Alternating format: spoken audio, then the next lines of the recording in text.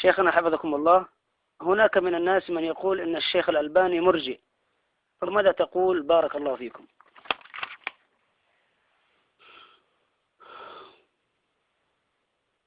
بسم الله الرحمن الرحيم. الحمد لله والصلاة والسلام على رسول الله وعلى آله وصحبه ومن اتبع هداه. أما بعد، فأقول إن الألباني علم من أعلام السنة وإمام عظيم من أئمة السنة، لقد أفنى حياته في الدعوة إلى السنة وخدمتها على امتداد أكثر من 60 عاما قضاها في خدمة سنة رسول الله صلى الله عليه وسلم.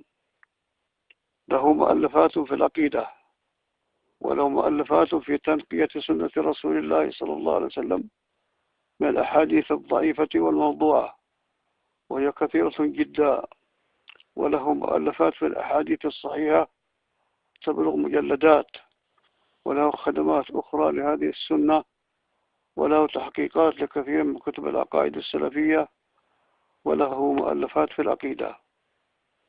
تحذير الساجد من اتخاذ القبور مساجد، والتوسل أنواعه وأحكامه، والآيات والبينات، وشرح وتعليق على العقيدة الطحاوية، وتحقيق عدة كتب في الإيمان ككتاب الإيمان للإمام أبي عبيد القاسم بن سلام وابن أبي شيبة وابن تيمية رحمهم الله. وخدمة السنة له رسالة بعنوان منزلة السنة في الإسلام، ودفاع عن الحديث النبوي، والحديث النبوي حجة بنفسه، والحديث حجة بنفسه في العقائد والأحكام، رد على أهل البدع. وله خلال مؤلفاته وتحقيقاته ردود على المرجئة وغيرهم، ومات وهو يحارب الإرجاء والمرجئة.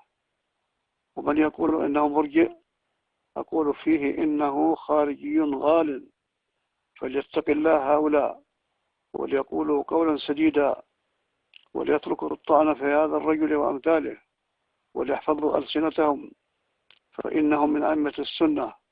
وما رأيت أحدا في القرون الأخيرة حارب البدع مثله، فكثير من كتبه كصفة الصلاة والحج وغيرها يختمها بالكلام عن البدع في شتى النواحي. ومن هذا شأنه يقال فيه مبتدع مرجئ، حاشاه من ذلك.